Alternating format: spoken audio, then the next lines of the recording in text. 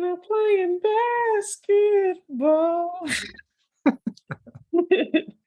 Hey, what's going on? This is Brandon. This is Joshua. And this is Dave, and you're now tuned in to PVD Horror.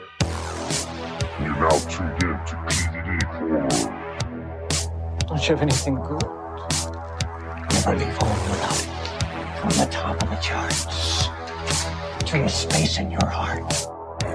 Hey guys, I'm Felissa Rose, Angela from Sleepaway Camp, and you're listening to PVD Horror. Yeah!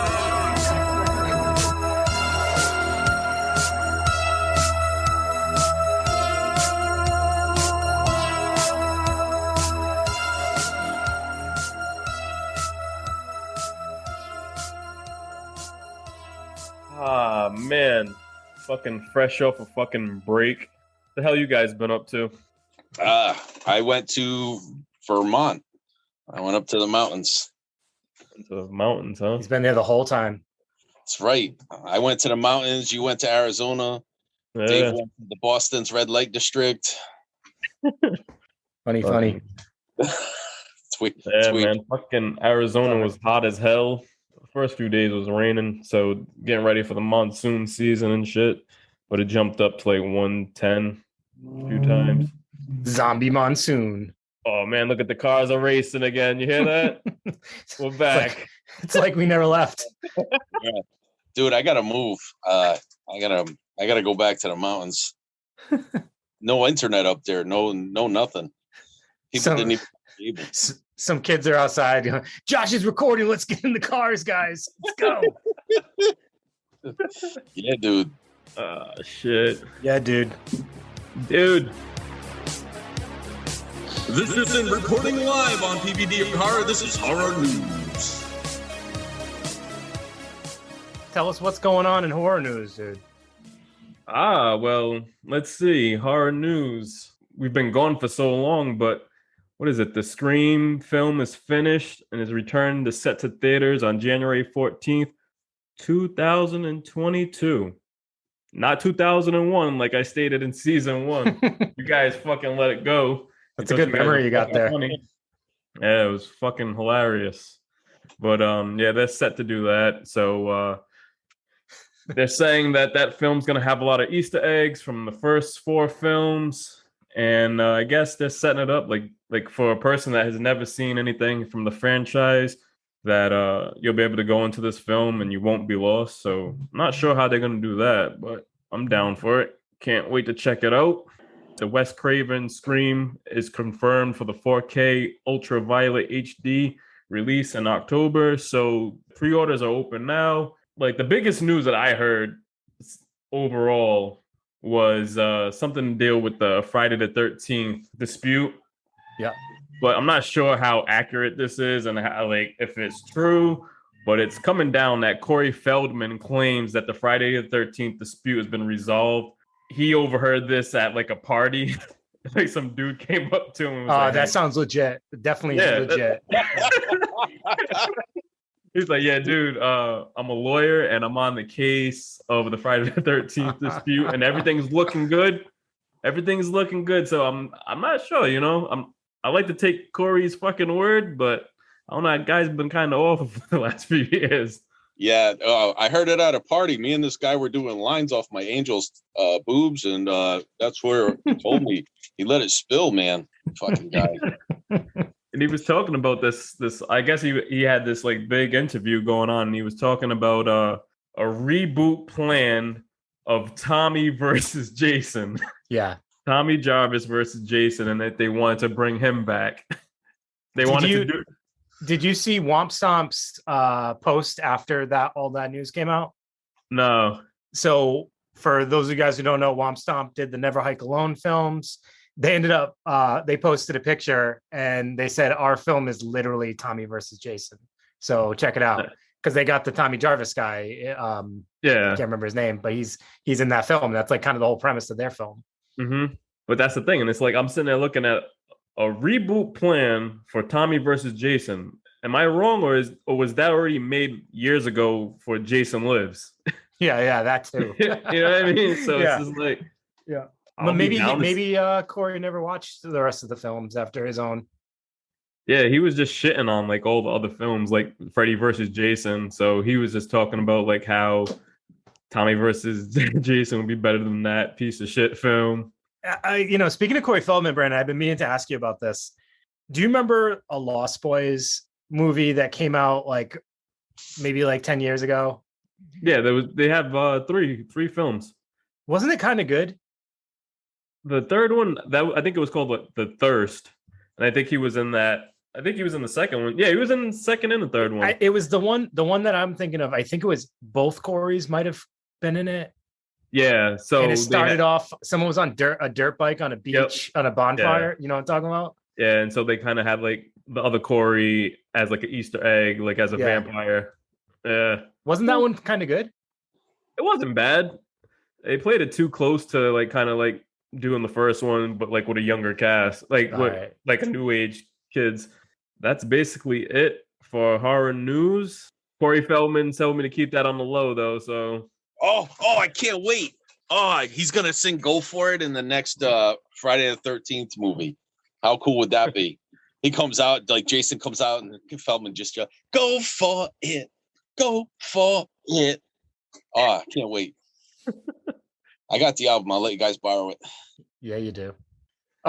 So all right. So Brandon, thanks for the horror news. Definitely some good stories there. I guess, we've been gone for a little while. So just rather than kind of doing our normal lineup of our string posts, we're figuring we would just start off with touching base on some of the newer films that we recently watched and just kind of discuss those a little bit. So I figured we'd start off with the one I just watched last. And I know, Brandon, you saw it a few weeks ago. That was Quiet Place 2. I really, really enjoyed it. I thought it was well done, like the first one. I actually, you know what? I have a thing with sequels. I actually think I really like sequels most of the time. Like I watch, as far as replay value goes, I'll watch a first film and I'll love it. But like we all know, like the sequel always has more action because you burn through the whole like origin story of how things developed and you kind of just get into all the like action. So I kind of feel like I could find myself probably watching this one multiple times, even though I really love the first one. I think the first one in general is probably a better film. This one was like nonstop action, in my opinion. As always with any film with kids, there's some points where you really want to bash your head into a wall. That, when I'm talking about Brandon, her son, he drives me freaking nuts. And I was like, just let him die. Thank God you don't have kids, Dave. Yeah, I guess. Right. But no, I love the film. I'm not sure what reviews really were because I feel like I've been kind of out of touch with people's opinions other than what I see on Instagram. So I don't know what the general consensus was, but I definitely give it a thumbs up. Now, did you watch it at home or did you see it in theaters? I unfortunately watched it at home. It just came out on Redbox last weekend. So I was like, I can't pass that up. I'm just going to grab it. Yeah. But I would have loved to have seen it in the theater because that's always a better experience for this kind of film. Yeah, so I had seen it like opening weekend at the theater when it first came out. And so like that film was definitely made for the theaters. And that's why they held it so long because they wanted to do like a straight to video on demand with it before, but they wanted to like hold on to it and say, this experience needs to be seen in the theaters. And so I was happy that they did that. They held on to it for all those months instead of trying to cash in like most movies did.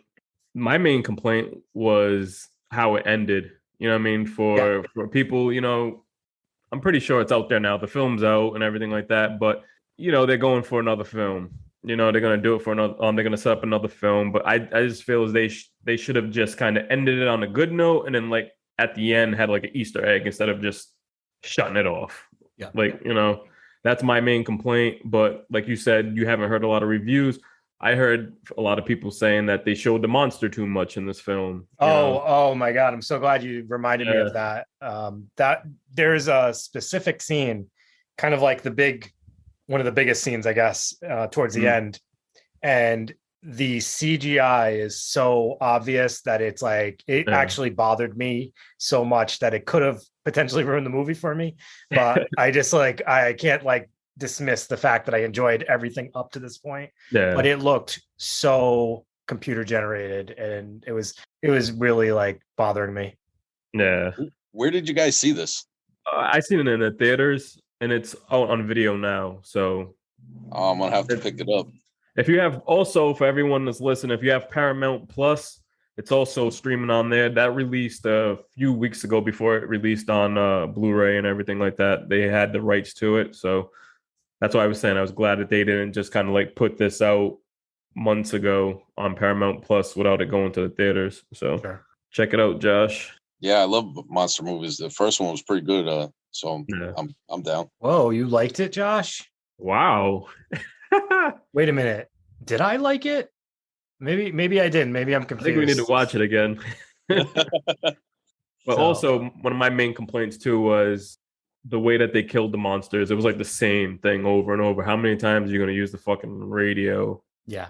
You know? Yeah, they like, could have came up with like a new creative way or something. hopefully, in part 3, they do that. Yeah. Yeah, because that does get kind of old, and it's like at some. All right, so I'm gonna also give another big thing that bothered me.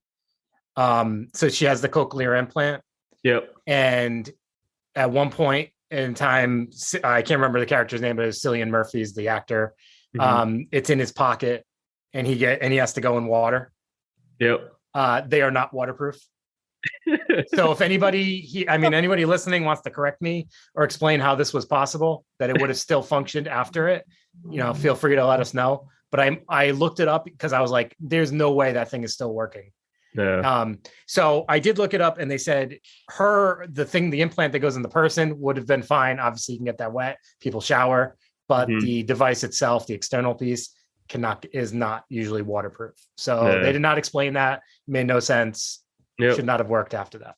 That was that one scene really threw me off because it's like, You're like, wait a minute, wait. this film was doing so well, and then they do that. Well, I mean, then there's the obvious other things. It's like they're not supposed to make any noise, but clearly they're making some noise at some points. Yeah, but I mean, those are things you just got to kind of overlook when you're watching a movie, I guess. That's the thing. And at the end of the day, like, we can sit back and say all these little things, but at the end of the day, we enjoyed the film. We're not going to tear it apart and say, oh, that movie was fucking trash. Everyone's going to be entitled to their own opinions of it, but at the same time, it was a good film. Yep. So I'm pretty sure Dave just said that. Huh? I'm pretty sure Dave just said that movie was trash because the thing got wet. I said the movie's trash because you like it. Yeah, the first one. See how? All right.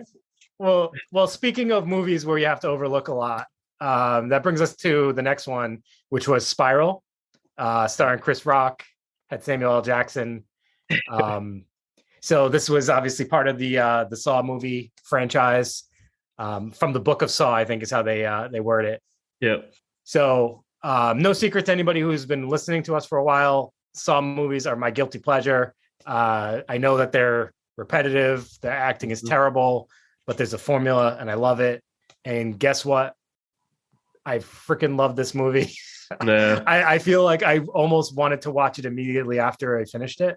That's how much I liked it. Midway through, I was like, oh my God, we're right back where I want to be, like in the formula and all that stuff. Some pretty cool kills.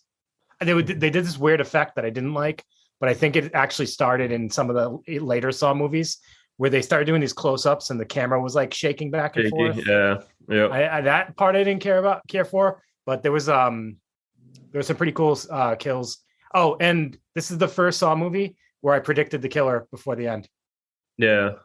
I don't know if anybody else kind of felt that way. I felt that way a few times. I'm sitting there just like, all right. Yeah, I think it's this person.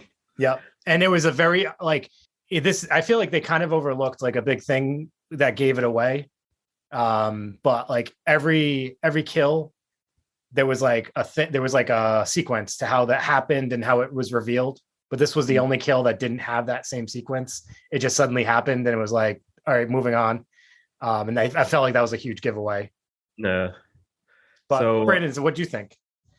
Yeah, so I also seen this opening week at the movie theaters, and like everyone knows, like I'm not really a big Saw fan. The first two films are my favorites. I thought it was really good. It was something different. Samuel L. Jackson and Chris Rock being put into these films. I'm not sitting there saying I like it just because of those two, but I just felt like this was so much different from what they've been doing with the last past films. Like Jigsaw, to me, I really didn't care for that film. I think the whole thing was it's a fresh new start, new people and a different storyline that kind of just made me think like, all right, this is cool. But there are some things I didn't like the new puppet. I didn't care for that. Really? Yeah.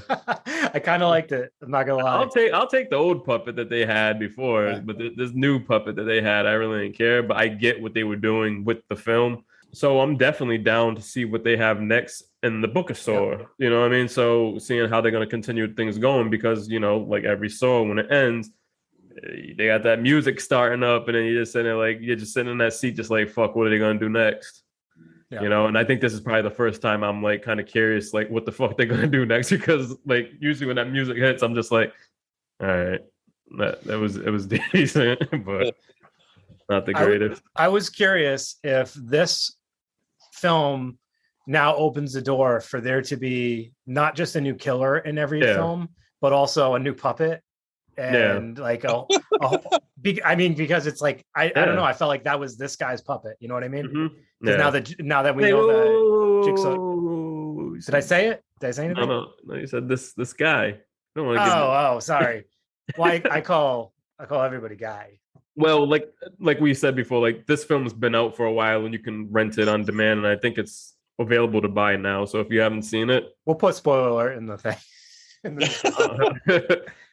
So when it comes to this movie, I was gonna watch it, but in the app I have where I get all these 2021 movies, Snoop Dogg just came out with a movie called Blood Pageant. So I got to be honest, when Saw first came out, I went to a convention. I met the guys. They were wicked awesome. I ended up drinking with them later on that night. Most of that was a blur, but the first Saw had a sacred place in my heart. But then, Spiral being the remake, I'm very allergic to remakes. So now that you guys said it was okay, I might check it out. But it's not a remake, Josh. Yeah, that's what everybody says. It's a continuation. I was thinking it was. Yeah, it's but you know what? You can't go wrong with Snoop Dogg. Come on, Blood Pageant, man. It's right up there with Spiral. Was it good? No, it wasn't good at all, actually. Sorry, Snoop. When it comes to Snoop, I think I can just watch Bones. Yeah, I was gonna say. And I can't tolerate that film that much. But no, I'll stick to the non horror when it comes to Snoop and just watch The Wash. Remember that one? That was a good film. Or just listen to Doggy Style. You know what I mean? Classic album. Yeah, stick with the music. Army of the Dead. So I know, Dave, you didn't see this film, but Josh, you had seen it. Yeah. What did you think of it? You know what? Honestly, the acting was okay. The story was okay. The zombies themselves were okay. Yeah. Like the gore was okay. It was just okay. It's one of those big blockbuster zombie movies that all these idiots go crazy for. Like everyone was talking about this movie. I finally watched it. And you know what? I'm not into big, huge blockbuster zombie movies. And I hate to say it, like I like Dave Bautista. Yeah.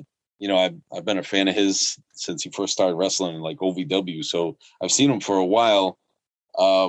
He's not a great actor by any stretch of the imagination.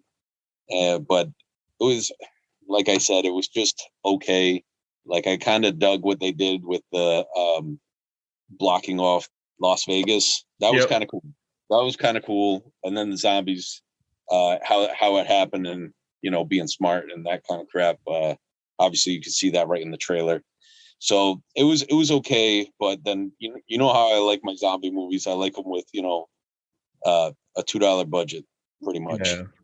So it was really overdone, and it was just like boom, boom, boom, boom, boom, boom. And I thought I was watching Transformers, and I just kind of lost interest.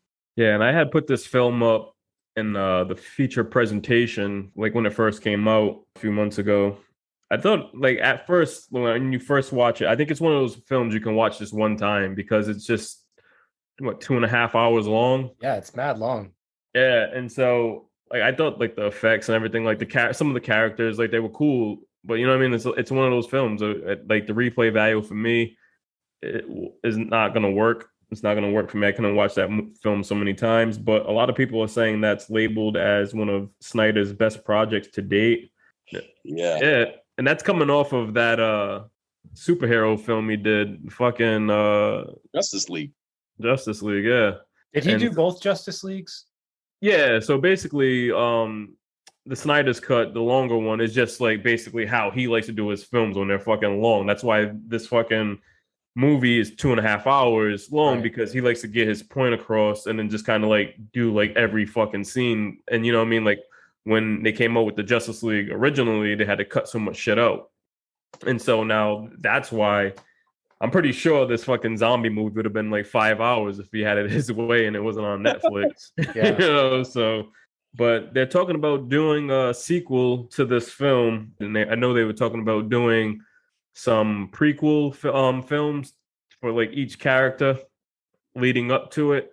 Because like when you watch the film, you know, there's like a cool little setup. They have like a short movie as the movie's coming on.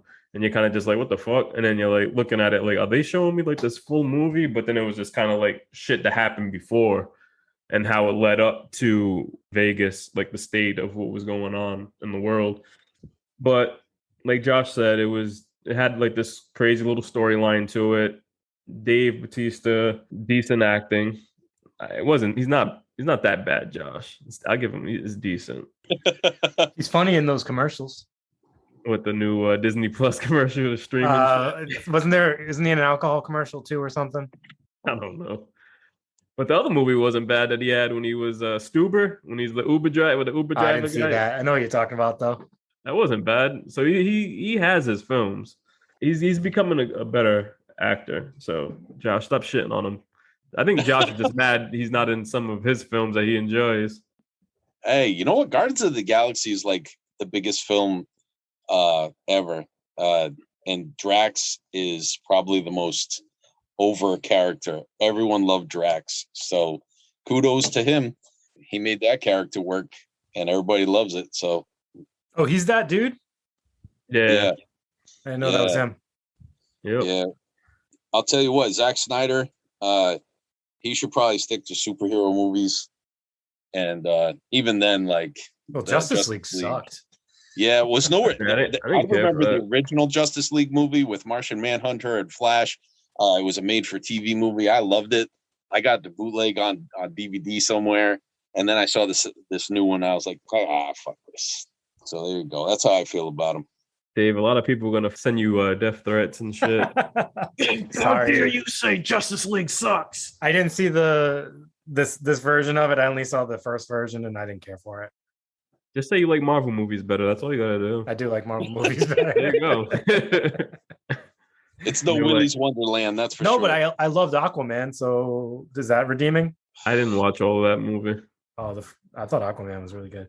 Anyways, we digress. Back to horror. All right, what'd you guys see next? Willy's Wonderland. Willy's fucking Wonderland. Josh, you had a lot to say about that. I saw this as soon as it came out. I ran out and I watched it. I fucking love this movie. Nick Cage is fucking great. I love Nick Cage. And he doesn't say a word through the whole movie. He just sits back, drinks his punch cola, and fucks up animatronics. It's gory.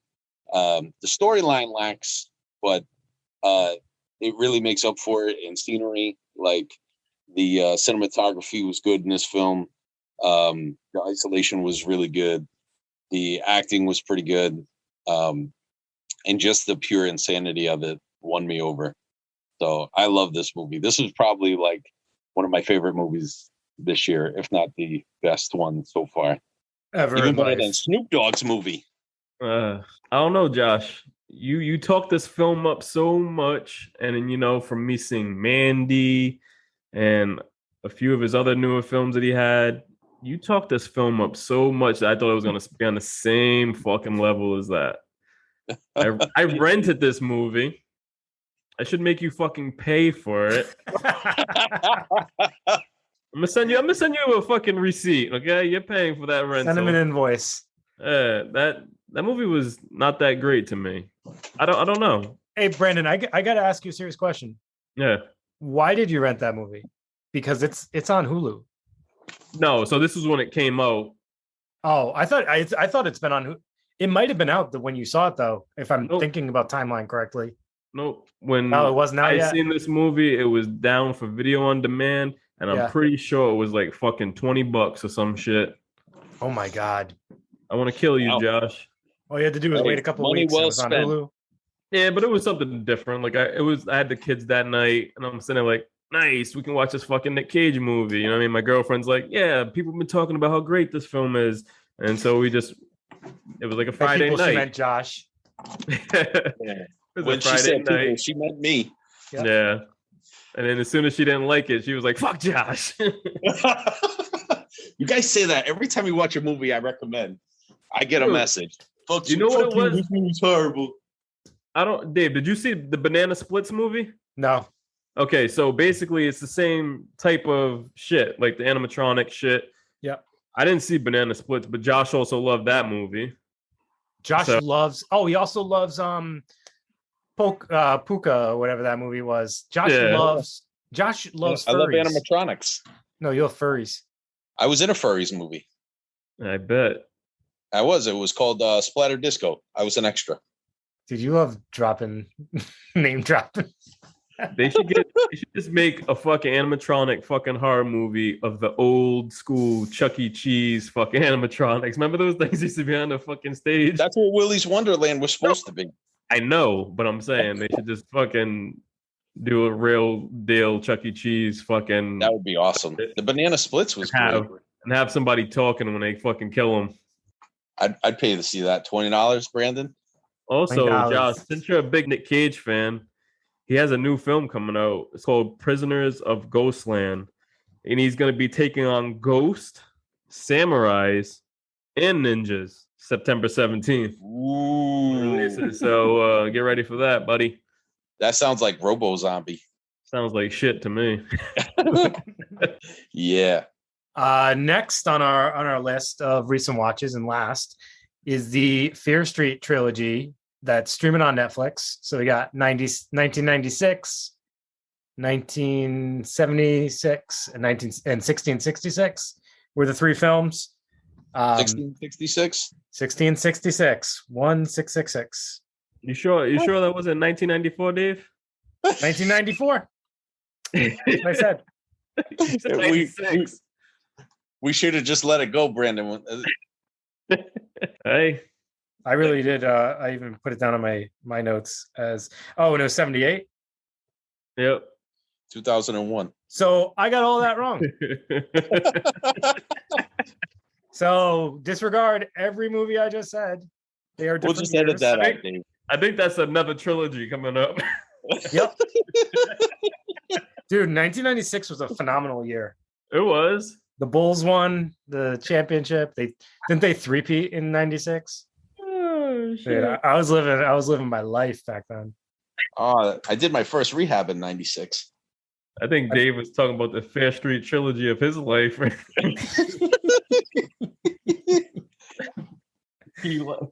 Josh, I'm sorry to hear about your troubles in 96. Josh was the same age as he is now in 96. Good stuff. So anyways, yeah. So I messed those up, but anyways, you guys get the gist. 90s, man. 90s. All right. I don't know. We want to talk about these individually or all together? You might as well just break them down. Yeah. All right. So 94, aka 1996. 96. All right. So this was the first one. This movie, I don't know. I thought it was really good. I liked this one a lot. It told 90s vibes throughout the whole film. Everyone loved the 90s soundtrack. Yeah. That was one of the things I heard a lot of people giving feedback about was how good the music was. It was definitely a throwback. A lot of like different styles of music. So I thought that was kind of cool. It wasn't just like just hip hop or just rock. It was like a little mix of everything. They also had a Snoop Dogg track for Josh. Yeah, they did actually. Yeah. I didn't see it, so I don't know. No, it was a good film. Definitely, kind of. You know what it reminded me of? Actually, is like it reminded me of how like we always complain that American Horror Story seasons have way too much going on. There's like all these different elements of all these different things. And at first, I was like, oh wow, they're throwing a ton in this movie, but it all actually worked out pretty well. Like at first, I thought it was just a straight up slasher, and then it went like supernatural a little bit. But I didn't think I was going to like that at first, but I ended up enjoying it quite a bit. I want to say 94 probably is my favorite. Okay. And I know a lot of people are saying like the third part is pretty cool. Yep. But I think the first one, 94, the way it just set the tone, and it was just like, oh shit. Like I was so surprised because I went into this film not knowing it was rated R. Yeah. And I thought it was just going to be just like some fucking regular Goosebump shit. And so I was just like, oh shit, wait a minute. And then like seeing the kills, and I'm just thinking like, wait a minute, they're not going to do this. And then it just fucking full on put your fucking head through a fucking bread slicer. And I'm just like, all right. Yeah, and they did that like right off the bat too with that first kill in the mall. Like right away, it was like, whoa, they are really going for it. Part of me was like, great. I want to, for me, I'd rather it be a rated R so they can kind of go there. Yeah. Part of me was like, there's a bunch of kids that would probably want to see this, and that sucks that it's rated R for them. But I know nowadays kids watch rated R movies, so I guess it doesn't matter. But also then I was thinking, I was like, well, Fear Street kids probably don't even know what the hell Fear Street is anyway, and that's more for our generation. Yeah. But yeah, no, it was cool. It was like a teen slasher made for adults, I guess. Mm-hmm. What do we have? Part 2, 1978. Like when I seen, like as soon as the first one ended and that trailer came on for the second one, I was just like, oh shit, you know what I mean? Like this one's gonna be my favorite because that one takes on everything from like Friday the 13th to Sleepaway Camp and everything, all those old school films. And then so like I thought it was an awesome setup. Like the second one was really good, and I liked the style that they had gone with to keep everything going to carry into the third film. What did you think about that one? Yeah, it was my least favorite of the three. I still enjoyed it, but like I definitely found myself a few times kind of getting like a little distracted and not being as into it as I was in the first and third one. Mm-hmm. I don't know. I don't even really know why. I just something wasn't catching my attention as much as the other ones. Yeah. But yeah, no, I mean, I was definitely most excited about that one. I was like, oh, that's definitely going to be my favorite too. And it just didn't end up being it, but still a good film. It filled the gap in between the two other ones. Yeah. And then the third one, that was my favorite actually. The third, in my opinion, was like the darkest one. Yeah. And also, and I was surprised because I thought that was going to be my least favorite just looking at the trailers, but I really enjoyed it. I thought the plot lines, some of the themes in it with like, the lesbians being like looked at as like doing witchcraft and stuff. I just thought it was like kind of like it was good because it like kind of ties into stuff going on these days with, political stuff, but also just kind of like keeping it in there in the context of that time. So I thought they did a really good job. There was this one scene that really bothered me. Some people probably loved it just because it was cool, but like with the hand. Okay, like, but like she like recovered from that pretty easily, and I'm like, you just got your hand chopped off. And she's like crawling on it. Like that part kind of bothered me. But that's a small blip on the radar for that. Kept on hearing everybody saying, you know what, the third one's probably the best one. Yeah. This one's really cool. And I didn't get to finish the third one probably till the other day when I was coming home. I was on the plane and I was actually sitting there watching it. So I got two fucking random people that I don't know. I have one old lady and some other guy just sitting on the side of me, and they're just looking at my fucking laptop screen, kind of like, what the fuck is this guy watching? He's watching Fear Street. Nice. Yeah, so that part with the hand, when it broke up, that is like elderly lady. She was like at least like fucking 90 something, and she's just sitting there. I can see her in the corner of my eye, fucking looking at my screen. I'm just like, oh my god. Like, ooh, that looks good. But good movie. I was watching it. I'm like, all right, so it's kind of slow. And then I loved when it just turned to 94 part 2.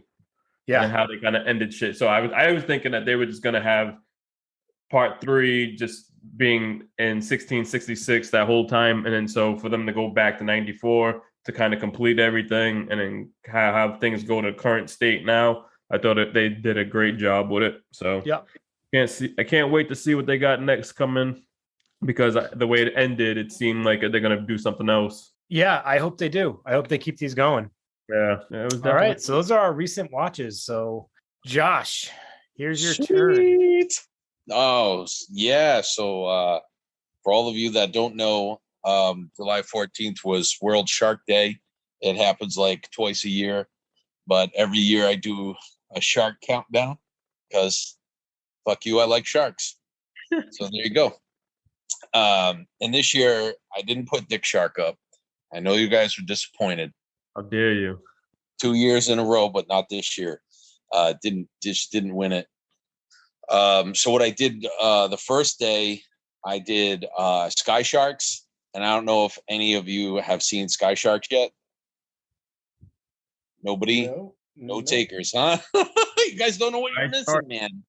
Hey, wasn't Yeah, Nick in that film? Nick was in that. Talk Nick about Principe. that. Yeah. Nick Principal was in that film.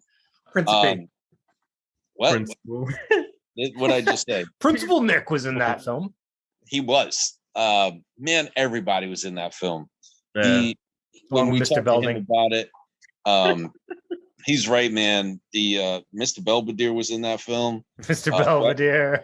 Webster was in the film. Like came out of the clock and stuff. Man, it was crazy. Mr. T walked through. Yeah. He was like, the T stand for tough, and he was beating up the sharks. Yeah, it was a convention film. Like everyone that's ever been to a convention in the past like 5 years was in that film.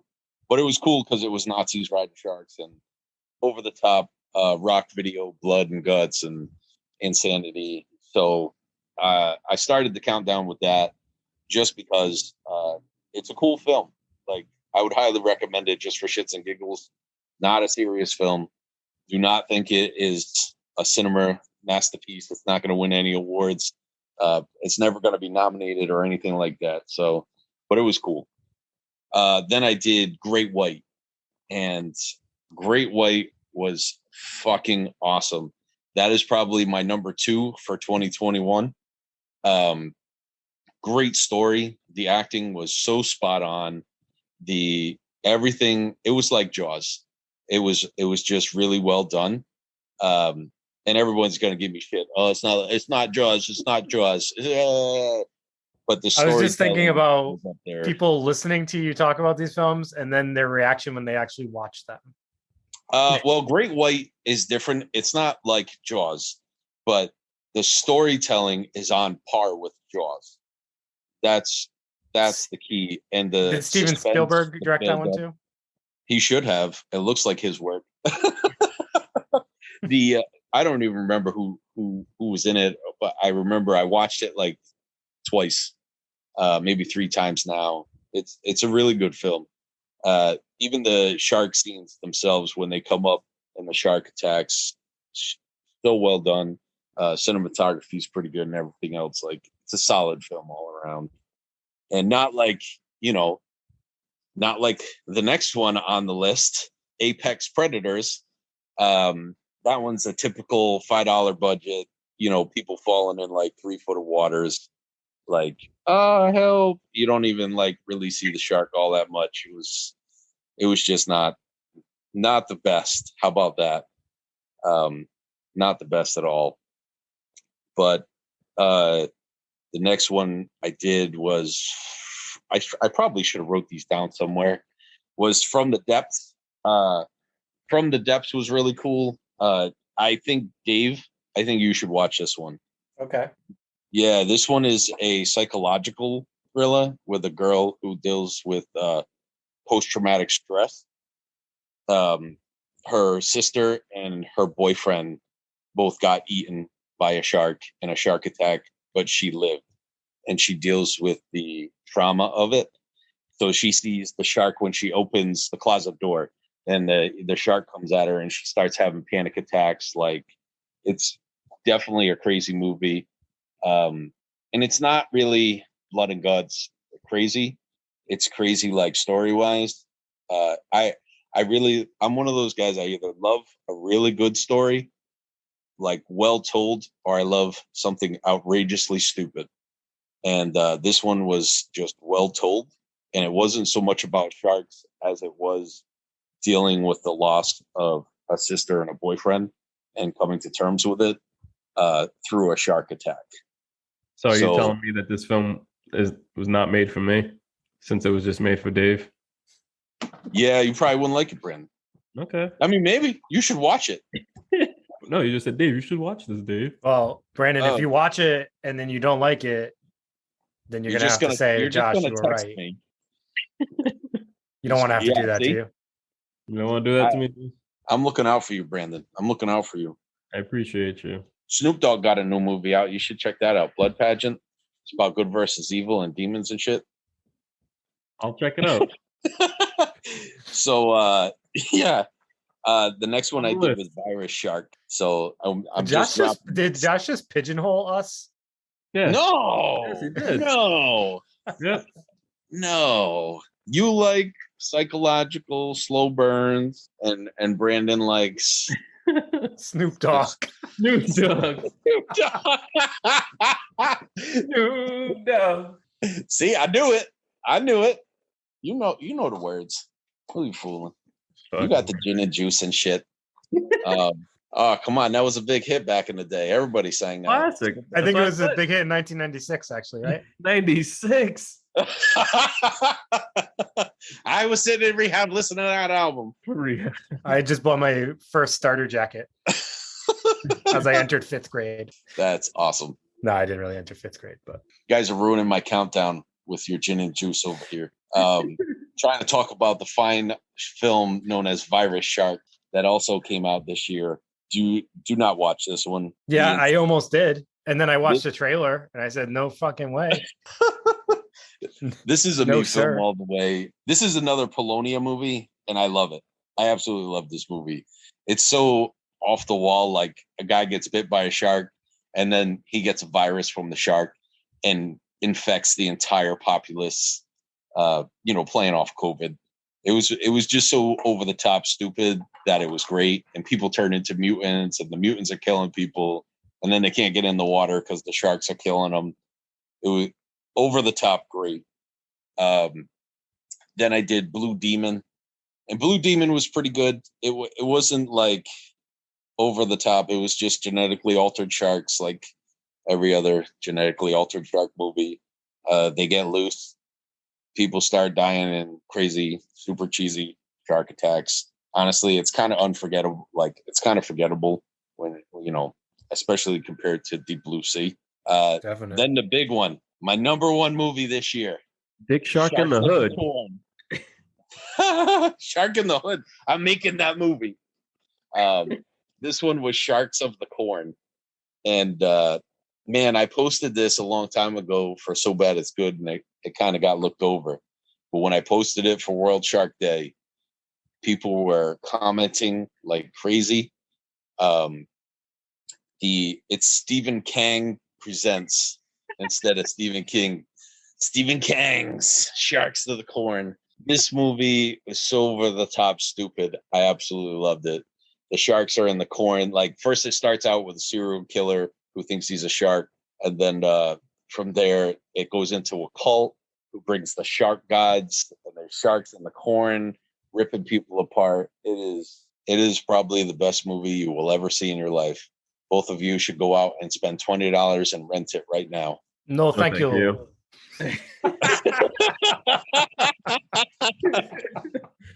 So that was my World Shark Day countdown. Wait a minute, Dave. Was that a little Stephen Kang voice right there? Stephen Kang. Hey, Stevie Kang. Yeah, I did a book along with it. I did Sharklantula from Esel Pratt, and it's like a B movie thing, B movie book, and that was pretty cool too. That deserves mentioning. Definitely. What else did I do? I didn't post it, but I put the movie in a pile that I put up somewhere, and it was Shark Swarm, and that was really cool. Like, we'll keep that on the down low, but That's coming up soon. So there you go. You heard it here first. On the down low. Who did Corey Feldman tell you that? He was at a party and he overheard it. He overheard a lawyer talking about it. We were singing together. Go for it. Oh my God. All right, Dogg together. Josh, thank you for your beautifully curated Shark Week posts. Thank you for making it only 7 posts. Actually, no, you didn't even do it right this time. I just gotta say, you did 8. Have I done it right No, ever? no. Ever? There was the one countdown where you ended it not on Shark Day, which was literally insane. This one, Yeah. you went Wednesday to Wednesday instead of Thursday to Wednesday, which is an actual 7-day countdown. It was Then close. on this one, you didn't even know what you wanted to do on actual Shark Day. You're like, what should I do? And then you just posted a bunch of pictures of shark things you own. Which I was dying when I saw a post. I was like, dude, you could have made like a collage with all the movies you picked. And then you just pull like a bunch of like things on a table and took a picture of it. These are shark items I own. So just let Yeah, everyone sharks. know, me and Dave do not have anything to do with these animal countdowns at all. Hey, I stopped doing them. I love when you guys do those animal countdowns. I'm like, I have nothing to do with that. I'm sorry. Who said that? Who said But- that? Nobody ever. I can't remember, but I think it was an animal. It was Max. It was a furry. It was Max. But I can't wait for fucking Moth Day again. Moth Day. World Mosquito Day. Oh, I just, come on. Those are great. Josh, I just picked up Rats on VHS, so you can do that on Rat Day. Which one is that? This is from it's PG-13 one from 83. Oh, that's a nice VHS right there. Yeah, I Wow. found that and Lawnmower Man 2 on the same day. Oh, Nice. I found Lawnmower Man 2 and Wishmaster on VHS the other day. Ooh, Wishmaster, nice. Yeah, I also got Godzilla. I can't remember which one. I think it's Ghidorah. Ghidorah. I got this cool Psycho 2 VHS as well, which I was Nice. pretty pumped to find because I enjoyed that one, as you guys might who have listened to the podcast know. All right, so this is an interesting new topic that we are bringing onto the podcast and onto our Instagram. So it's called Unpopular Opinions with PVD Horror. So we've done this for 2 weeks, and I just want to bring them up in here, get you guys' opinions, and going forward. So these were 2 of my opinions, but going forward, we'll include me and Brandon because every one of Josh's opinions are unpopular. So I think those just go without saying, but we'll let you come in once in a while, Josh, on this. All right. So the first one I wanted to bring up was my opinion is Halloween 6, Curse of Michael Myers, is more enjoyable than Halloween 4 and Halloween 5. Now, if you haven't seen the Halloween sequels, this means absolutely nothing to you. If you have seen them, I might have just struck a nerve. I don't know. A lot of people were giving me some feedback about Halloween 4 being the best of all the sequels. I do agree Halloween 4 has like some awesome like fall vibes in it. But yeah, my bread and butter is Halloween 6 if I were going to choose out of the 3 of those. So let me throw this your guys' way. What do you guys think? And I agree with a lot of things what people were saying. It all depends on like when you've seen that film. It's like it goes back to the same thing when I watch the Friday the 13th series, and people think that when I like New Beginning or Jason Takes Manhattan that I'm fucking crazy. But it's all about the experiences when you watch it. Like when I was younger and it could like one of those films like I would watch with my friends, or like me growing up in an urban neighborhood and just seeing like Jason and Manhattan, it was like, okay, like this is crazy. You know what I mean? Like this is cool. So a lot of people, when I was reading the comments, they were saying that Halloween 6 was probably like the first time they seen a Halloween movie in theaters. Mm-hmm. So you can't really hate on a person's opinion from from the views of things and how they watch it. They were all good comments and good answers and good feedback. I thought it was really cool that, everyone spoke up and we got a lot of feedback from everyone. Everyone was also like super respectful about Yeah. it too. And there was no one that was like coming in with negative energy. And even when people tried, I just was like, nah, I totally respect what you're saying, but this is kind of, my view. But like, no, I just really appreciate it. We had so many people join in on this conversation. It was actually really cool to see everybody just kind of chiming in with their opinions and stuff and not doing it in like a disrespectful way. And I always thought like, Halloween 6, like the tattoo and everything that he had, and just like the whole little backstory to everything was kind of cool. But then there was people saying, well, that's one thing I hate about that stuff because it takes away from Michael Myers being like really like just having no type of background and just being crazy. And then this gives him that background. Like, you know what I mean? Like, no matter what you do, you're never going to really satisfy anyone because like we talk about it all the time with the Rob Zombie films. I thought it was cool that they gave that whole follow-up when he was younger to where he was at now. You know what I mean? And people hate that. So it all depends on how you look at the films. Yeah. Halloween 6 was the first Halloween sequel I ever saw. Yeah. I rented it with a friend and we watched it on repeat. And I know that's why I have a lot of nostalgia for it. Yeah. But I also think it's a little darker than 4 and 5. It's a little grittier and darker. And I always loved that about it. Yeah. So, Well, Paul Rudd in there. Yeah. Here's an unknown fact. Donald's what was his last name? Pleasance. Pleasance. Donald Pleasance said Peasants said that part 6 was his favorite out of all of them.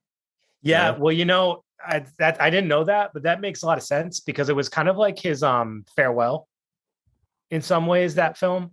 So that actually does. Somewhere. I meant to post it, but I didn't. So sorry, Dave. No, that's cool. I'm glad you did. I'm glad you said that because I'm going to look into that because that was so 2 things I love about that film. I love how he's like old and he's like kind of like retired or whatever in that film. And they kind of like, it does feel like a farewell for him. And then I also love some of the lineage in the movie where like they have the baby and then like you kind of figure out like who the family members are and stuff like that. But I think you're going to have to fact check that again because I think Corey Feldman also told Josh that. At a party. While we were doing cocaine off the angels. Talking to his lawyer. All right. So the next unpopular opinion that I had posted, and this, I guess this one, no, someone did tell me I'm crazy. So I guess it was kind of unpopular. Nightmare on Elm Street 5, The Dream Child. Yeah, is a vastly underrated and underappreciated sequel in the Nightmare on Elm Street franchise. I think so. It's not like a bold statement. It's just there. That had the motorcycle death in it, didn't it? Yes, it did. That was like one of the best deaths in the entire series. Got a Need for Speed. And he fed that girl to death, right? That was Yes, he fed her to death. We got Super Freddy. Yep. He kills that guy in like the comic book faction, which is awesome. Yeah. This again, tying into like what you were saying, Brandon, with nostalgia and how the experience. One of the first sequels I think I actually like remember seeing. It used to be on USA all the time.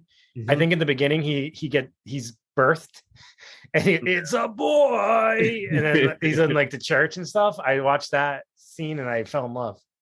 Yeah. I actually think this is the one that made me love Nightmare on Elm Street movies so much because I rewatched it so many times. One thing I was going to say for this one is one of the feedback we got, and I totally understand this. And I do think it also kind of ties back into what we're talking about here, kind of like when you first saw you're like what film you saw first and what order you saw them.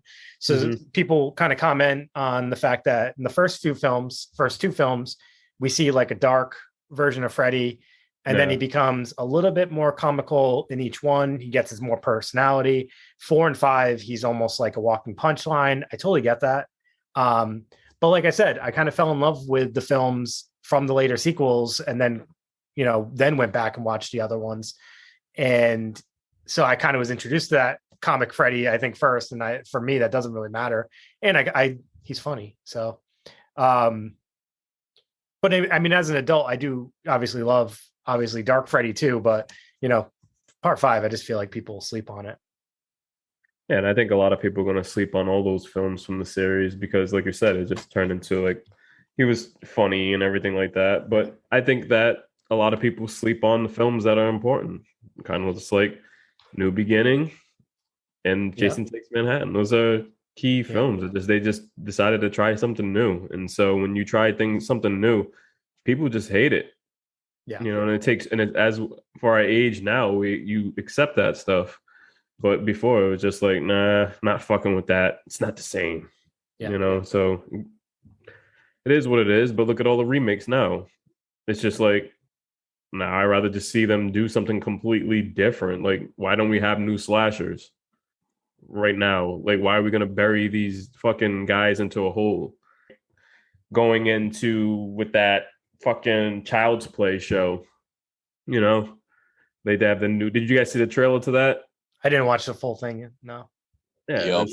And so it's just like, what I mean? I think that like our icons that we grew up being afraid of are kind of just watered down. Like, look at Chucky. It's just like his first 3 movies. Well, for real fans, it's like the first 2 movies.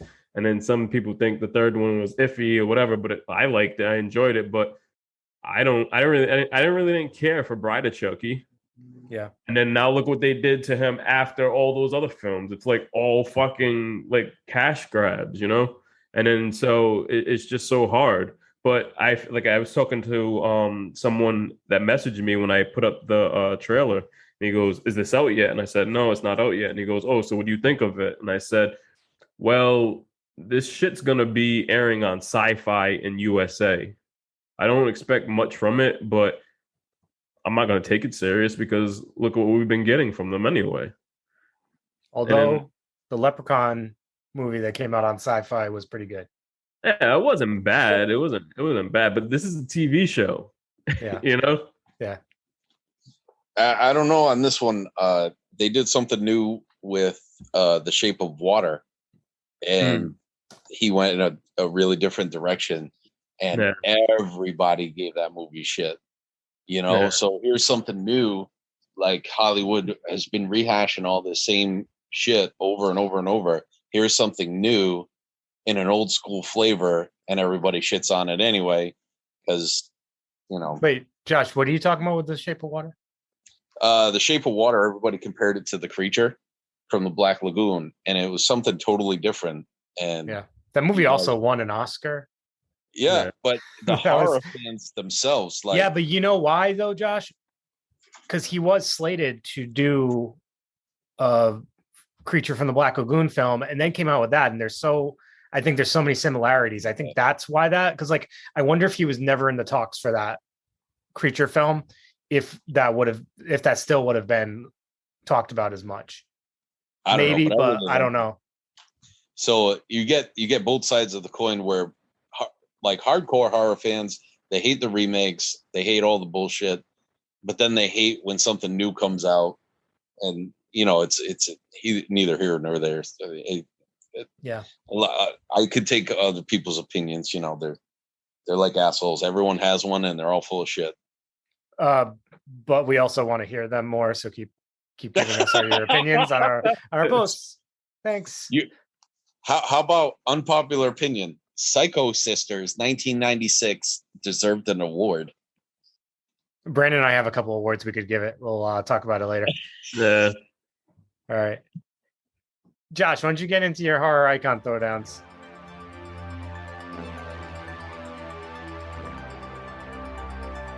Ladies and gentlemen, boys and girls, children of all ages, it's time for the horror icon throwdown. Oh yeah, I did a couple of good ones here. Dexter and American Psycho was a really good one. A lot of people chimed in on that one. I didn't realize how many Dexter fans there really were. I don't have any of it in front of me because God forbid I should make notes and show up prepared. But yeah, that got a lot of votes as well. If you don't know, check our Instagram and Facebook story every Friday. I put up a new one. Sometimes it's a little later, but usually around 5 a.m. I put it up. And then Sunday I post who won from your votes. And that is when we get tons of comments on the Instagram post. You can also check the little bubbles that we have for the stories on the Instagram page. There's Throwdown 1 and 2. And you can go back and look at all of them. I've been doing them for I don't know how many freaking years now. But that one was really good. Dexter and American Psycho. So out of the two, who would you guys pick? I'm gonna go with my boy Patrick Bateman. Yeah. American Psycho. I'll do I'm the a same. huge American Psycho fan. I like Dexter a lot, but I got to go with Patrick Bateman. He's brutal. Yeah. If those murders are true. If you read the novel, the novel and the movie are a little different in the ending, but well, that's it. A lot of people point out, wasn't it just a dream? So that was the classic. Anytime you use American Psycho in anything, that's usually how it goes. Another one I did. Josh, Bubba can I give you a little tie-in for for Patrick Bateman? He actually makes an appearance, but not like a visual appearance in the movie Rules of Attraction and the book Rules of Attraction. I don't know if you knew this. He is the brother of the main character in the movie. Is played by Jason Vanderbeek. Is that the dude's name from Dawson's Creek? Yeah. But he calls his brother because his last name's Bateman too, and they're brothers. So there's a whole universe of these films, and he carries over into a few others. That's interesting. And Josh, check out the book Lunar Park by Bret Easton Ellis, because I'm pretty sure he's mentioned again in there. But that book's kind of like a horror book, but it's like, I'm trying to think of the word. It's meta. It's meta. That's what it is. I haven't even seen. I've seen it, but I haven't read that book, American Psycho, yet. It's really good. Bookshelf for a while. In my to read right next to Clockwork Orange. I have not read either book. Yeah, I couldn't read Clockwork Orange. It's too tough. Is it? Woo! The language they use. You know what? Other one I did that got a really good response, and I really wasn't expecting it, was Joseph from the movie Creep and Kurt from the movie Spree. That throwdown, a lot of people chimed in with that, and I used two newer characters, so I didn't think it was going to be that popular. Had to be Creep, right? Yeah. Yeah, I think Creep took it, but there was a lot of people that really liked Kurt from Spree. I was not expecting that to even go anywhere, but I was quite surprised by that. So out of the two of those, who would you pick? I didn't see Spree, and I love Creep too. You're picking all my favorite people. So Creep is good. I'll go with the Creep. Yeah, everyone said that. I just kind of expected it. Hey, here's one. The World Shark Day one was Sky Sharks versus Santa Jaws. Santa Jaws won. Santa Jaws. Yeah, he did. Santa Jaws won hands down. All right. But then I did. I really thought this one was going to get a lot, and it really didn't. I did Bubba Ho-Tep versus the original Mummy, and of course the original Mummy won. But I expected a lot of Bubba Ho-Tep fans to come out, and they just didn't. So I was a little saddened by that. Where my Bubba Ho-Tep fans at? Yeah, where you at? Come on, man. That was when that movie came out. There was a big cult surge following for Bubba Ho-Tep, and then just died out. No, you're exactly right, though. I feel like everybody that likes cult movies was talking about Bubba Ho-Tep, and I never really understood all the craze around it. It was a good movie, but people seemed like they loved it. Because it was Elvis and John F. Kennedy fighting a mummy. Yeah. Hello. For sure. Yeah, I thought for sure that one would because I remember when it came out, everybody's like, "Oh, in 30 years, this is going to be like the mainstay, and we're going to have cult nights on it. And here we are, like, I don't know how many years later, no one gives a shit. So Nope. Nobody gives a fuck. Next. You mean you guys weren't invited to Chuckle's backyard boogie movie night playing Backyard Ho-Tep? I hosted that. Chuckles, I love you. Yeah, that's where horror movie nights came from. I used to do them at my house, and then Chuckles invented them. No, he didn't. Steal my thunder. You better not tell anybody that. Anybody listening, that is not true. That is not true. I used to get the white sheet out. Loving you is easy because you're beautiful. It's follower pick of the week.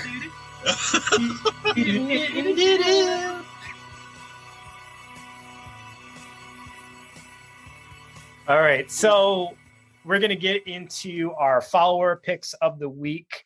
So I'm going to give you guys the last few that we did and see what everybody thinks of these. All right, so favorite religious themed horror. This so I just got to say, first of all, we've been getting such great feedback recently, and my favorite part of doing these is not just getting the winner, but like hearing everybody's picks, because people throw out some ones I'm like, where the hell did that come from? So the obvious winner for favorite religious themed horror was The Exorcist. I probably should have said favorite religious themed horror that's not The Exorcist. But I mean, yeah, I guess that was kind of a dead giveaway. Do you guys have a favorite horror, religious themed horror film? Was the Omen? Does that count? Right? Yeah, for sure, definitely, man. Good call. Yeah, I think that one just always stuck out to me when I was younger. So yeah, that one, like one person voted for. I was kind of surprised. I thought maybe a few more would. no. How about Arnold Schwarzenegger's End of Days? Yep, that's Did a that good get one. any picks? That did actually. One person picked that one as well. There was another movie. I want to say it was The Daughters of Satan. It was an old 70s film, and the lady bent over backwards in a ritual, but it wasn't filmed. When she filmed it, she legitimately like bent her back, and her head was like mere inches off the floor. And I remember being like 12 when I saw it, and I was like, oh my God. I can't really remember the name of the film, but that scared the shit out of me. And it wasn't fake. Like, this girl really, the actress, whoever it was, really bent over backwards and almost touched her head to her heels. And I was like blown away by that, and it scared the crap out of me. But I can't remember the name of the movie really. So if anybody knows, hit us up. Yeah, when I was younger, man, like whenever I seen a fucking upside down cross in the movie, I just like, oh shit. Oh, Yeah. that shit just fucking just freaked me out. Yeah, I would say for me, outside of like the obvious Exorcist, Exorcist 3 was the one that first came to my mind like right away. I used to really like that film. I watched it again somewhat recently, and I'd seen that jump scare scene, the one like the famous jump scare scene in that film. If you've seen it, you know exactly what I'm talking about, where like a nun comes and like walks across the hallway and it scares the crap out of you. I've seen it so many times, it actually didn't scare me this time. And I was like, maybe I'm done watching this film. But I used to really, really love that film. I also was thinking about, I guess it didn't have to be like, we're all thinking like religious, like Catholicism. Could have been like Wicker Man, right? Wasn't that like pagan religion, or was that more cult? I can't remember. That was probably cult, actually. Yeah, there was a couple of them. What was it? Beyond the Door. There was a whole series called Beyond the Door that was all cult movies. Those were pretty good. And then there was, you said Wicker Man. Hey, the one that just came out that we trashed or I didn't like, the new Wrong Turn movie. That was a cult movie, right? Yeah. Mm-hmm. And then there was a recent one called The Lamb, which I posted about a while ago. That's also kind of like they were following this like cult leader, but it was kind of like a religious thing. What about Mark of the Devil?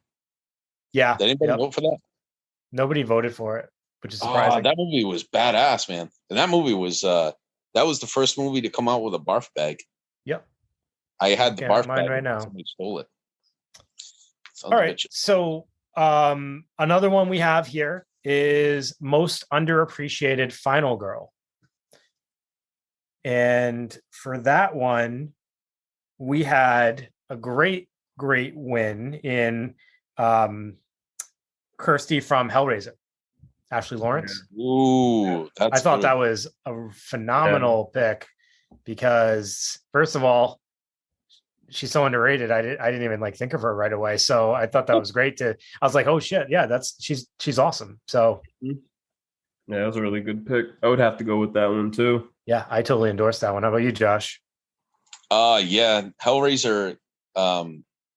She was in 1 and 2, if I remember right. Was she in the first one? She shows up in the credits. I can't remember her as much, but I know 2, obviously. Yeah, and that part 2 was really, really good. That's when Jesus wept. Man, yeah, that was a good one. That's a really good pick. Yep. All right. So it looks like we're all in agreement for that one.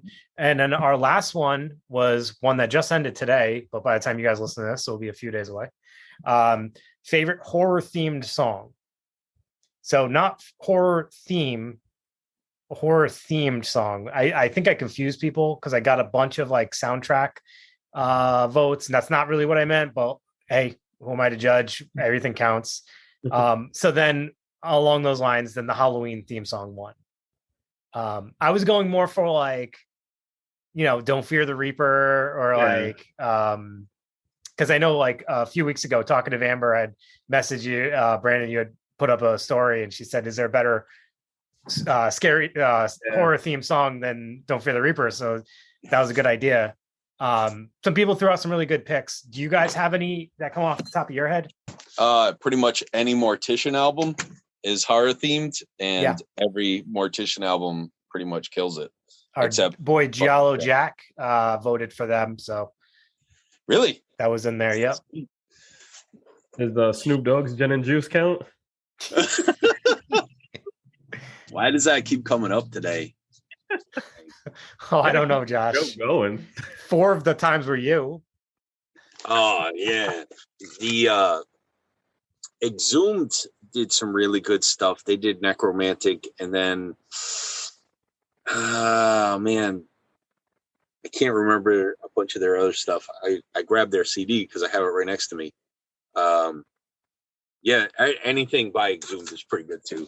Death metal at its finest. So most death metal is all horror related or anyway. Yeah, for sure. So my pick was I didn't really have a song. It was more like like Josh was saying, like any song. Gravediggers album, 6 Feet Deep. It's a 90s album. What's that? I didn't know you were a Gravediggers fan. Love Gravediggers. That 6 Feet Deep album is like one of my favorite albums of all time. That was, I don't know, RZA on that album is awesome. And their second album, Fairy Tales, I think it was.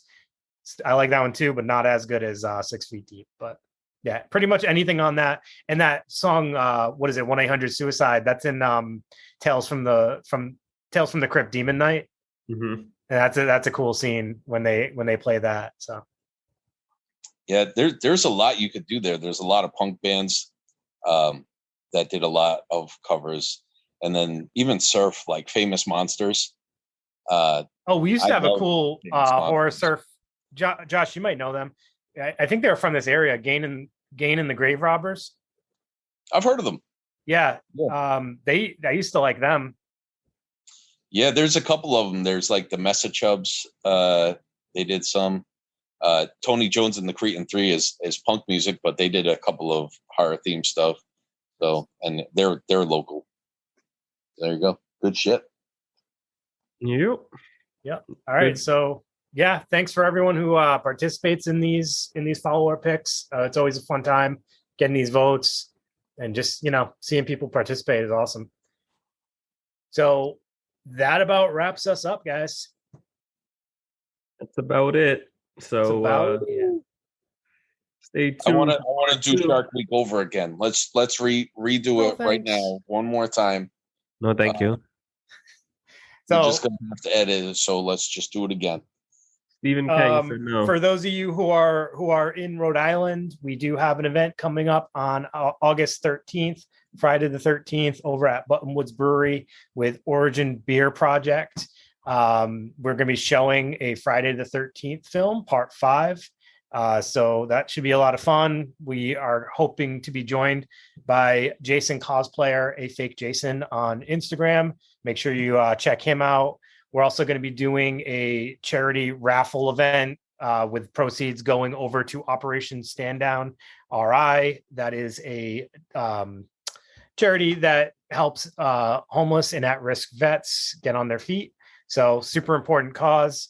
And our raffle prizes will be pretty sick. And there's also going to be Burgundian waffles food truck, which is super delicious. So overall, it's going to be a great time. Buttonwoods is going to be dropping a new release bottle that day. So we're going to get pretty crazy. So yeah, tickets on buttonwoods.com. That's not the actual website. Buttonwoodsbrewery.com or something along those lines. We don't even know where you can get tickets. Look at that. Just go to our Instagram, and then you'll see their Instagram, and then you'll see their website, and you'll get the tickets. And thank you for everyone that came out to our Slumber Party Massacre event. It was a great turnout. USA. Yes, the chant of USA during one of the kills was amazing. Also, we have our PVD horror t-shirts up on Etsy. So if you want to check that out and grab a shirt and help us out, we appreciate that. Got some more merch coming soon. All right, guys, we'll sign it off. This is Dave. This is Joshua. This is Brandon. Take Have it a good easy. night.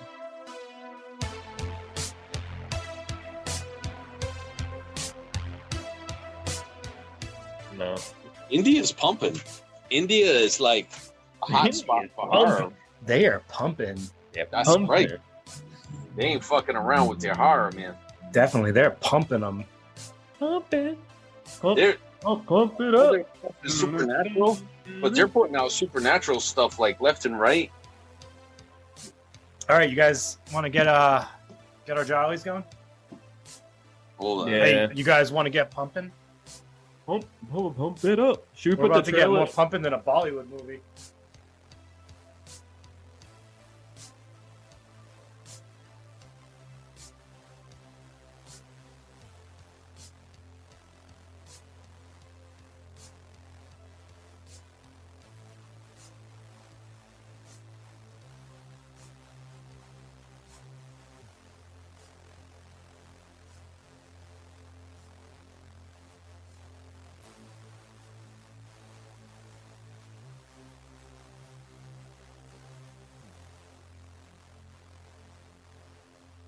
Whatever happens is up to you, but don't let your time run out.